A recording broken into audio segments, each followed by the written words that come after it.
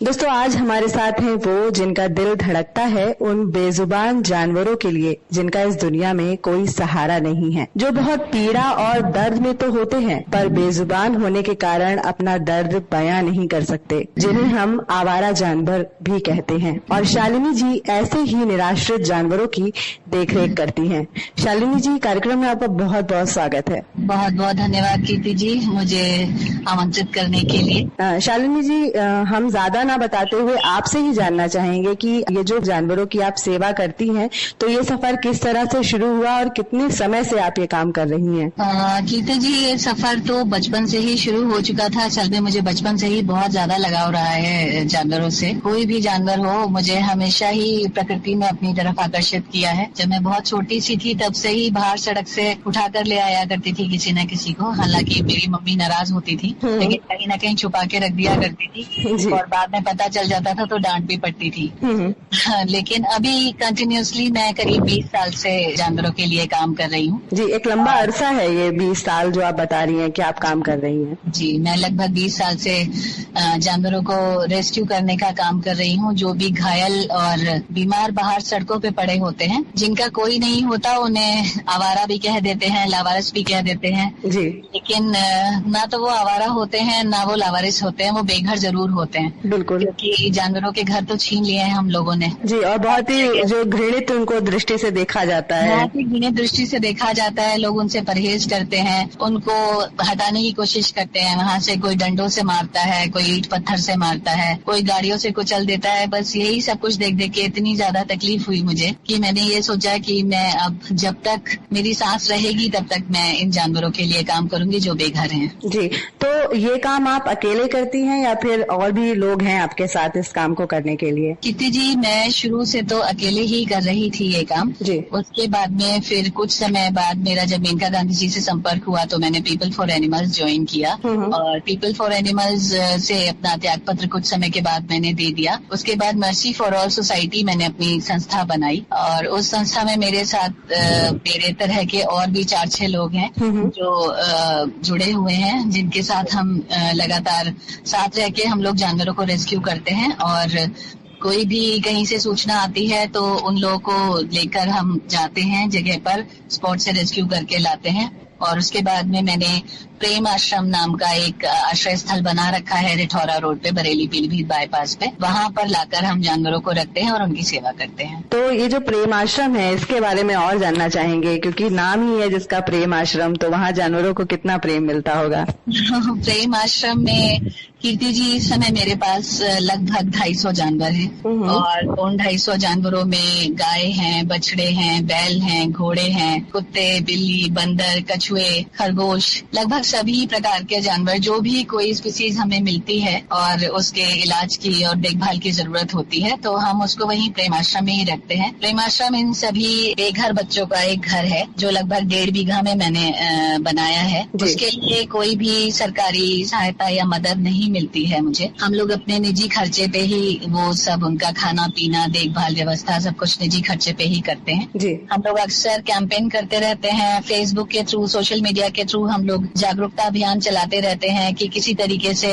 लोग जुड़े हमारे साथ और इन बेघर बच्चों की तकलीफ कुछ कम हो। जी, तो अगर आपसे कोई संपर्क करना चाहता है, जैसे कोई बेजुबान जानवर है जिसको चोट लग गई है, तो कैसे संपर्क कर सकता है आपसे? फेसबुक पेज है मर्सी फॉर ऑल सोसाइटी का कीर्ति जी, और इंस्टाग्राम पे भी मर्सी फॉर ऑल सोसाइटी का पेज है। शालिनी अग्रवाल अरोरा मेरा टाइमलाइन है। अक्सर लोग मुझे टाइमलाइन पे ही पिंग कर देते हैं, मैसेज करते हैं, या फिर मेरा फोन नंबर भी वहाँ पर पेज पे पड़े हुए हैं। हमारी ईमेल एड्रेस भी है वहाँ पर, जिसके थ्रू लोग हमें संपर्क करते हैं जब कभी कोई ऐसा केस होता है। जी, तो इतने सारे जानवरों का रख रखाव, उनकी देखभाल, ये तो एक बहुत जिम्मेदारी का और एक काफी बड़ा हेक्टिक काम है, तो कैसे सब मैनेज हो पाता है? बस ऐसे ही मैनेज होता है कि हमने कुछ व्यवस्था ऐसे बना रखी है कि हमारे पास इस समय 3 लोग काम करते हैं शेल्टर पे। जी। और बाकी मेरी दिनचर्या कुछ ऐसी है कि मेरे घर पे भी इतने सारे जानवर हैं, मेरे घर पे 22 बिल्लियां हैं। 22 बिल्लियां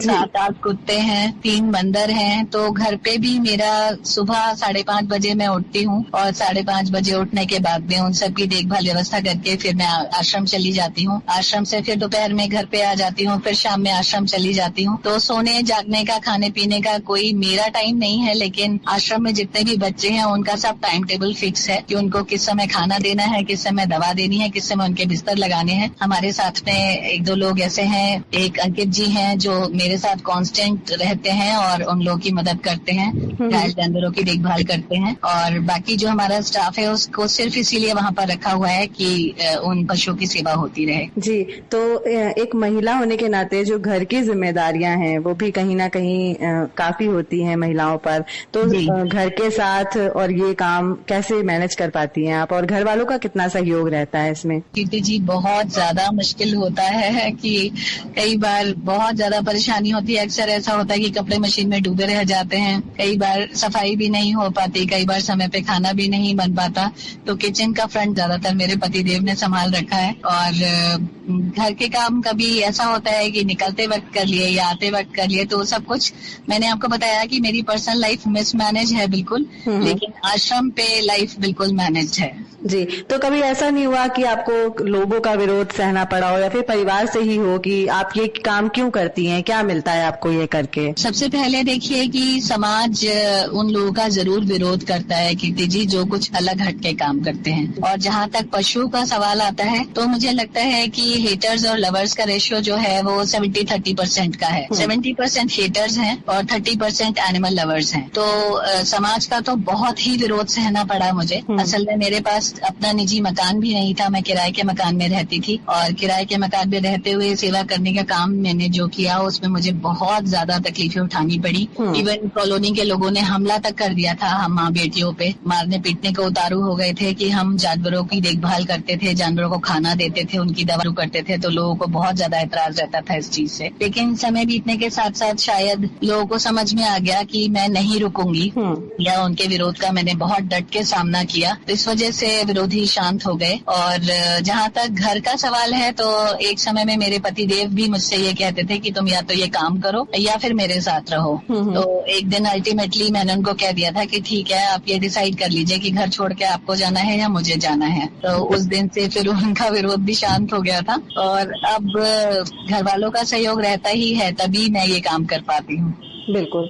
तो जैसे कि जो जानवर जिनको चोट लग जाती है तो जो उनकी दवा का खर्च है या फिर डॉक्टर का कंसल्टेशन है वो आप कैसे मैनेज करते हैं, उसके लिए कहाँ संपर्क करते हैं? क्या आपके वहाँ पर डॉक्टर्स भी हैं? जीती जी, असल में बहुत साल हो गए काम करते करते लगातार, तो थोड़ा अनुभव है मुझे इलाज करने का। बाकी पहले मैं IVRI दिखाती थी पशुओं को, लेकिन तो अब हम लोगों की कोशिश ये रहती है कि ऑनलाइन कुछ एक डॉक्टर्स हैं हमारे साथ जो जुड़े हुए हैं, तो हम ऑनलाइन से ट्रीटमेंट लेके, जो हमारे पैरावेट हैं यहाँ पे जो दवा वगैरह चढ़ाने का काम करते हैं, तो ऑनलाइन कंसल्ट करके हम पैरावेट के थ्रू उनका ट्रीटमेंट करा लेते हैं। अभी हम प्लान कर रहे हैं एक एनिमल हॉस्पिटल के बारे में, पाइपलाइन में है। और हमने फेसबुक पे एक फंड रेजिंग कैंपेन चला रखा है, उसमें हमने आह्वान किया है लोगों का कि इस पशु चिकित्सालय को बनाने के लिए हमारी मदद करें, कि जिससे हम एक पशु चिकित्सालय बरेली जिले में बना सकें। बाकी लोगों को भी सुविधा हो जाएगी उससे, क्योंकि बहुत सारे लोग परेशान रहते हैं, बहुत सारे लोगों का लगातार कॉल आता है मेरे पास। इतना लंबा समय आपने इन जानवरों के साथ बिताया है, कोई ऐसी घटना आपको याद आती है? वैसे तो बहुत सारी ऐसी घटनाएं हुई होंगी जो बिल्कुल दिल को पिघला देने वाली होंगी, लेकिन कोई ऐसी खास घटना जो आप यहाँ जिक्र करना चाहें जिसका? कीर्ति जी, बहुत मुश्किल सवाल है ये, शायद सबसे ज्यादा पेचीदा सवाल है, क्योंकि जितने भी बच्चे हैं मेरे, मैं उनको पहली बात तो पशु नहीं कहती, मैं उन्हें अपना बच्चा कहती हूँ।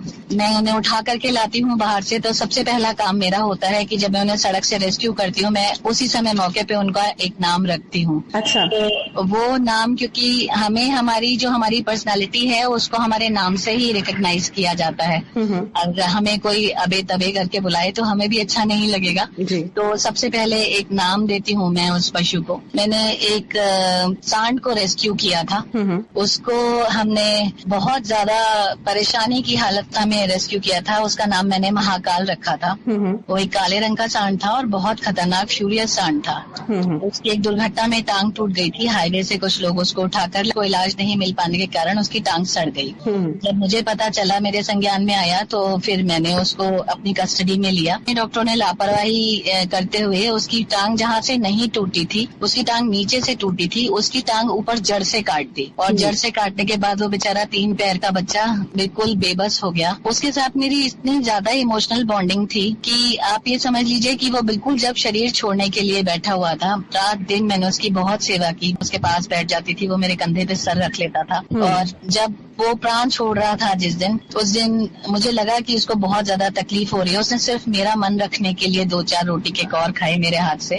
उसके बाद बहुत तेज बारिश होने लगी, एकदम तूफान सा आया। फोन पे गीता का पाठ लगा के उसके पास रख दिया और उसने मेरी आंखों में देखते देखते आखिरी सांस जब लिया, और वो जो समय था, वो जो मोमेंट था, उसने मुझे इतना ज्यादा झकझोर दिया। मुझे ऐसा लगा कि पता नहीं क्यों ये बच्चे मुझे मिलते हैं, क्यों इनका ऐसा समय आता है, क्यों ये मेरे से मिलते हैं, फिर क्यों ऐसे करके बिछड़ जाते हैं। मैं कई दिनों तक उसके बाद अवसाद में रही। बिछड़ना बहुत दुखद होता है, और किसी का इतनी तकलीफ झेलने के बाद में, या तो ऐसा होता है ना कि आपने इतनी तकलीफ झेली, उसके बाद में एक सुख का पल आया आपके जीवन में, आप ठीक हो गए या आप स्वस्थ हो गए, उसके बाद में आप अपने समय पे गए। लेकिन ये असमय का विछोह और इतना ज्यादा तकलीफदायक उसका जीवन काल था, जितने दिन वो मेरे पास रहा, जितने दिन मैं उसकी सेवा कर पाई, वो एक इतना ज्यादा इमोशनल मोमेंट था उसका जाना मेरे लिए, कि उसके बाद में मैं कई दिनों तक बहुत ज्यादा अंदर से परेशान रही। फिर मेरे जो आध्यात्मिक दोस्त हैं, उन्होंने मुझे समझाया कि उसकी ऐसे ही लिखी थी, उसकी गति तेरे हाथ लिखी थी। तो कई सारी चीजें ऐसी हैं, और मेरे हर एक जो बच्चा है उसके साथ मेरी इसी तरह की इमोशनल बॉन्डिंग है कि हमें ऐसा लगता है कि वो अब हमें मिले हैं, तो हम जो कुछ मैक्सिमम कर सकते हैं उनके लिए, उनका खाना, उनका पीना, उनकी सेवा, उनके साथ खेलना, उनके साथ समय बिताना, बात करना। मैं चाहती हूँ कि ज्यादा से ज्यादा लोगों में मैं ये बात अपनी पहुंचाऊं कि इनको बहुत ज्यादा जरूरत है हमारी, क्योंकि समाज में बहुत कम ऐसे लोग होते हैं कि जो पशु के प्रति ऐसी भावना रखते हैं अपने मन में। तो जो भी रखते हैं वो प्लीज उनका ध्यान रखें, अपने घरों के बाहर खाना पीना थोड़ा रखें, कि जिससे ये बेचारे इधर उधर भूखे प्यासे भटकते रहते हैं, लोगों से मार ना खाएं। बस यही भावना लेके मैं ये काम कर रही हूँ। जी, आपके इस इतने नेक काम के लिए हमारी बहुत बहुत शुभकामनाएं हैं आपके साथ। और शालिनी भी आज आप कार्यक्रम में शामिल हुई, बहुत अच्छा लगा आपसे बात करके। बहुत बहुत शुक्रिया आपका। Thank you so much.